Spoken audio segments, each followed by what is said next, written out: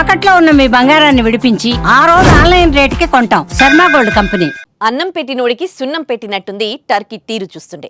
2023లో టర్కీలో భయంకరమైన భూకంపం సంభవించింది. అన్నమో రామచంద్ర అంటూ పక్క దేశాలను ప్రాధేయపడింది టర్కీ. వెంటనే స్పందించిన భారత్ ఆహార పదార్థాలు, తాగునీటితో పాటు వైద్య బృందాలను పంపించి ఆదుకుంది. కష్టకాలంలో భారత్ తమను ఆదుకున్నదన్న విశ్వాసం లేకుండా దాయాది దేశమైన పాక్కి ఆయుధాలు, డ్రోన్లు సరఫరా చేస్తూ వెన్నుపోటు పొడిచింది. కట్ చేస్తే ఇప్పుడు భారత్ తీసుకున్న నిర్ణయాలకు ఉక్కిరిబిక్కిరి అవుతూ దిక్కుతోచని పరిస్థితికి చేరుకుంది. ఇంతకీ భారత్ తీసుకున్న చర్యలేంటి? టర్కీని అంతలా కుదిపేసిన పరిస్థితి ఏంటో తెలుసుకుందాం.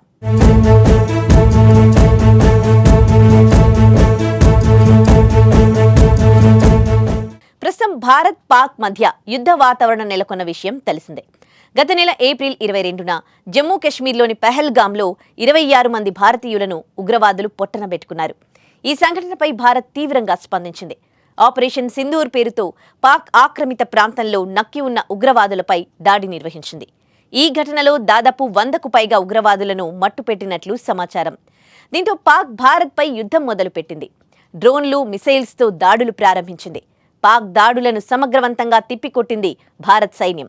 అయితే పాకిస్తాన్కి మద్దతు ఇస్తున్న దేశాల్లో టర్కీ ఒకటి.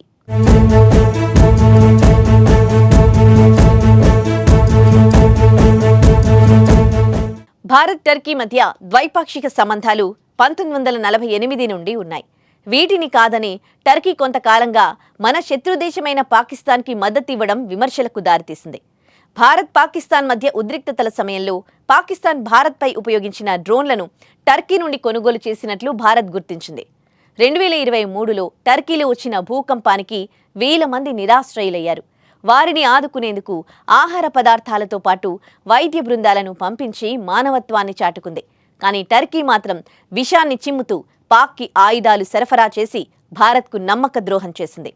దీంతో భారత్లో టర్కీ బాయ్కాట్ ఉద్యమానికి దారితీశాయి.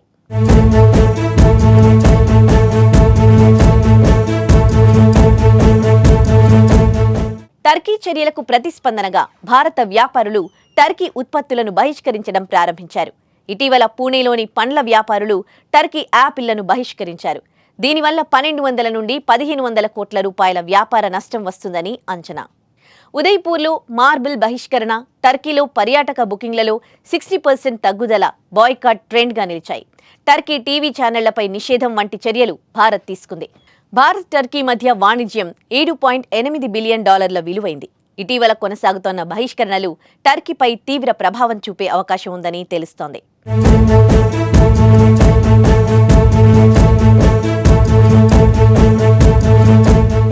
దేశ రాజధాని ఢిల్లీలోని జేఎన్యూ, జామియా మిలియా ఇస్లామియా బాటను ఐఐటి బాంబే కూడా బహిష్కరణ బాట పట్టాయి.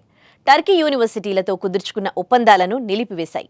ఐఐటి బాంబే తుర్కియేలోని విశ్వవిద్యాలయాలతో ఉన్న అన్ని ఒప్పందాలను రద్దు చేసుకున్నట్లు ప్రకటించింది. ఈ నిర్ణయాన్ని జాతీయ ప్రయోజనాలను దృష్టిలో ఉంచుకుని తీసుకున్నట్లు సంస్థ ఎక్స్ ప్లాట్ఫామ్లో పోస్ట్ ద్వారా వెల్లడించింది. విద్యార్థి మార్పిడి కార్యక్రమాలు, అకాడమిక్ సహకారం, సంయుక్త పరిశోధనా ప్రాజెక్టులతో సహా అన్ని ఒప్పందాలను నిలిపివేసినట్లు ఐఐటి బాంబే తెలిపింది.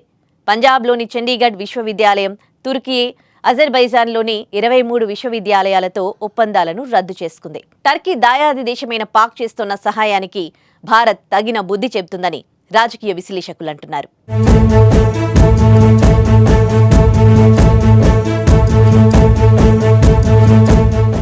ఆపదలో ఉన్నవారిని ఆదుకుంటే జీవితాంతం గుర్తుపెట్టుకుంటారు.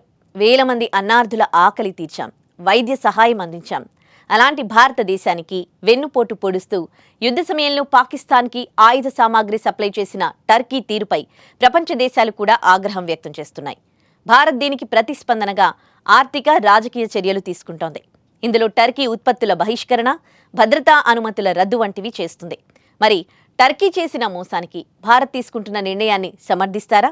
మీ అభిప్రాయాలను కామెంట్స్ ద్వారా మాకు తెలియజేయండి. జై హింద్.